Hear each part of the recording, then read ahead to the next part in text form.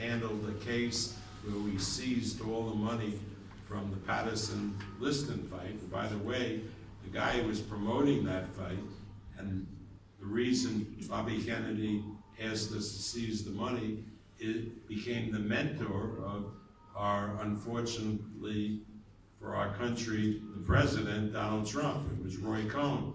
And I took his testimony for 10 days and learned about the boxing business. But I had never seen a fight.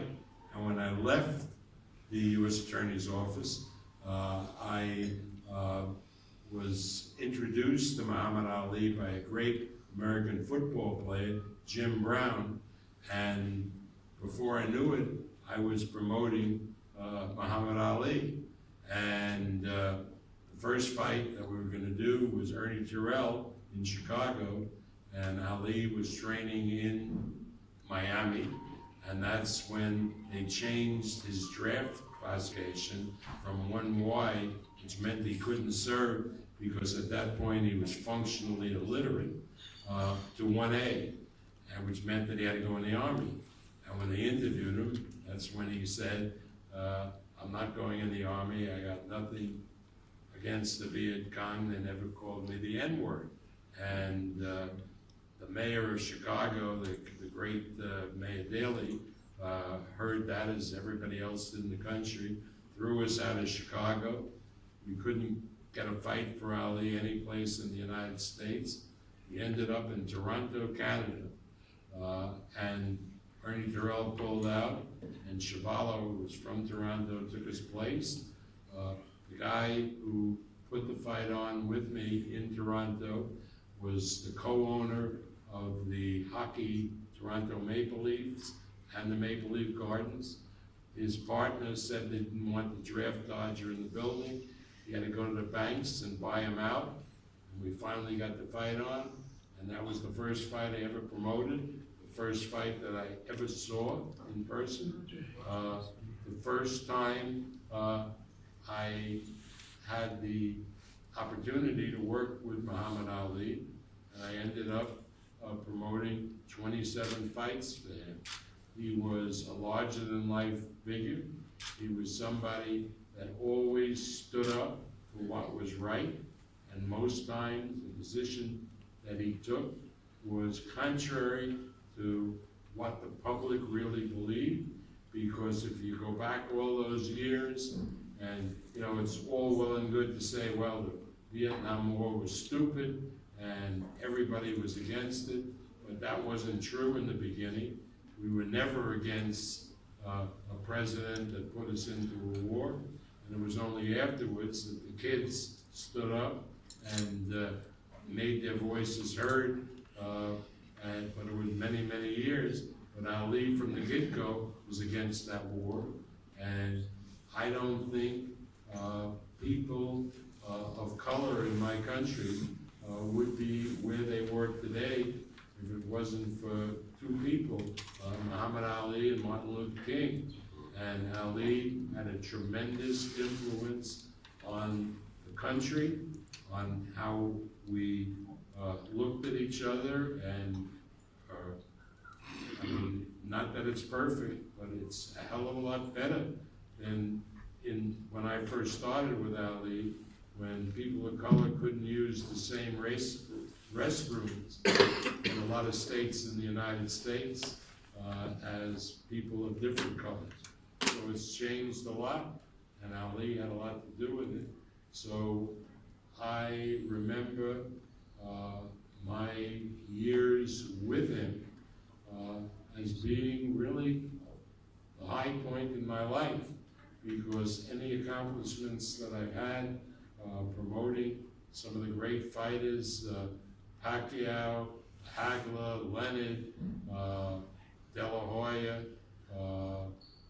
on and on, Roberto Duran, George Foreman, it all pales with what we went through with Muhammad Ali and how I remember him for the impact that he had on all of us.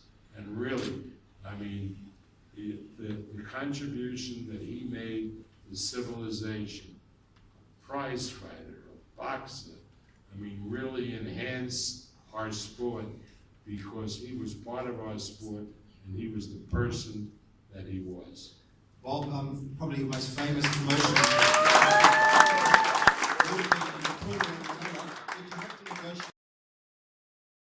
My father's son, so I have to give lines that he's taught me over the years, and two things stand out particularly. One is, he's saying, always leave a little bit of bread in the fish's mouth, which I like a lot, and a lot of that is based on greed, because I think greed can be the downfall of many people. And the other one, someone asked him once what he does in bad times for business and in terms of recession, and I think working in boxing he's had good times and bad times. And he said, I get up an hour earlier and I go to bed an hour later. And I think hard work can never be replaced, and I think that goes in sport and in life. And I think if you have the right working class mentality and relentless attitude, sometimes that can mean a lot more than talent. David, why have you done so well? Look, I'm nowhere near on the level of Eddie or Bob, but you know, it's been a wonderful journey and a hell of a journey, especially from humble beginnings. So, like, all I'd say, if someone asked me, like, talk to some 5-year-old kids, I'd say you got to give it a go and not be afraid of. So many people are afraid to fail, and then they're stuck in jobs they hate, and they lament, I hate my job, but they don't change it. And then you have a mortgage and you have children, and then your life passes you by. And the other thing is that, so you've got to sort of push yourself. It's like this whole promotion, it's uncomfortable, pushing yourself into uncomfortable situations, and especially when you get a bit of flack here and there. But you do it, and then once you've done it once, it becomes like, it's not that big a deal. Like, the worst that happens is you end up sort of back where you started. It's better to push yourself and fail than not give it a go at all. And then in closing, I want to thank the two men on the stage here. I think Eddie's the best thing in boxing in many ways, especially heavyweight division at the moment. He cops a lot of flack here in England, you know, and his father did very well to set up Matchroom, but you know, it's not like he went and threw the business down the drain. He did the opposite. He sort of really kicked the boxing off big time, and boxing was fizzling out in the UK before Eddie took over, and so there's a lot of unfair criticism, and he'd be great to work with behind the scenes, and honest, I trust him. And Bob, the godfather, who invented the sport, I'll take that back. But you know, there's not many people who can sit down for lunch like Bob and I today, and I'll ask him what it was like when Pearl Harbor went down, and he'll start telling me about how it was scary because he's only 10 and he's like ducking down. And so Bob's a survivor, and Bob, some people think boxing's murky and full of, you know, incompetence. At the highest level, this boxing business is like the legal complexities, like Wall Street investment banking. Go to your office/house, and he took off his jersey, and you were a bit bewildered that he asked, could he take off his jersey? You were actually visualising him in a string vest, not actually seeing him. I would like to take this opportunity to confirm I definitely was not aroused. What the hell is a string vest? It's in my suitcase. Do you want to bet £1,000? It ain't a string. It's a normal singlet. But actually, I'll tell you something funny though. When I signed the contract for this fight, Eddie, if you remember, I signed the. No, it wasn't. It was not. Alright, maybe you weren't wearing a mesh vest there, but you do have one of your. We signed the contract. So Eddie, that's when we signed. Joseph Parker wins the fight. Does his string vest go into the international? Yeah, it should go into the pot.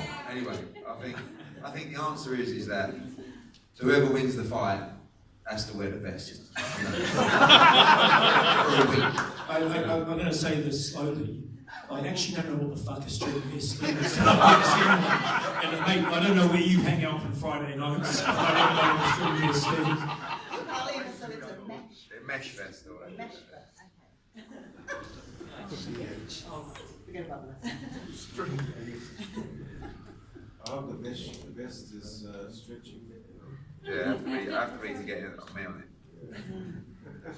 So who, what's the predictions for the big fight? I mean, but you see, I asked the same question I asked Dave Higgins in the first. Do you really believe? We wouldn't be here. No, let me say that we really don't know because it's a competitor who's going to win. But if you want to place a bet, you always have to look for value. And the odds are preposterous. I agree.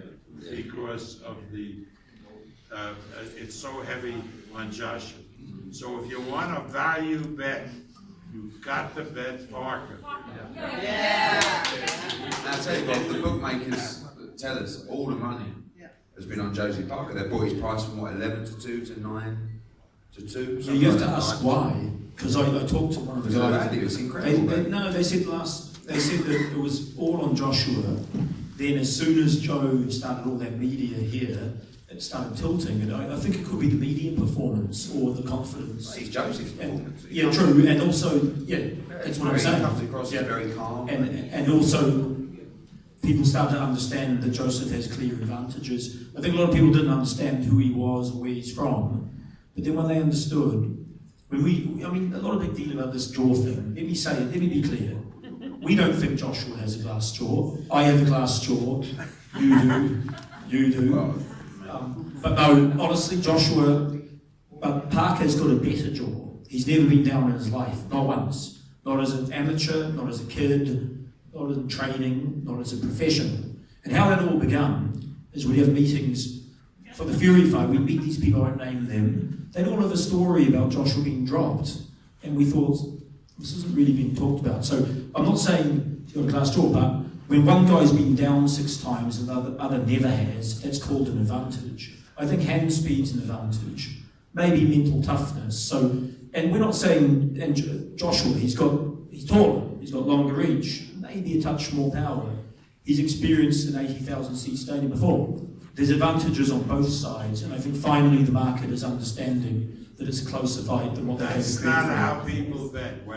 See, I come from Vegas, so in Vegas, if you have a guy who's fighting a Mexican, the guy may be a big favorite until the Mexicans get to town and bet the hell out of him, and then it becomes sort of even. So what happened here, I guess, it was Joshua was an overwhelming favorite, and then the Kiwis got to town and bet the hell out of the fight, and now the odds have come down slightly. Eddie, do you think the Tacken fight should have been stopped?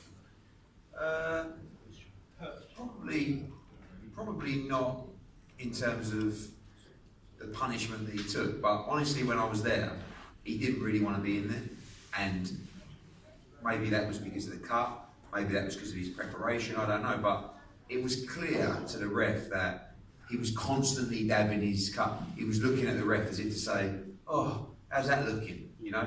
I don't think he was out on his feet. I don't think he was terribly hurt. He was getting hurt and he was getting beaten up.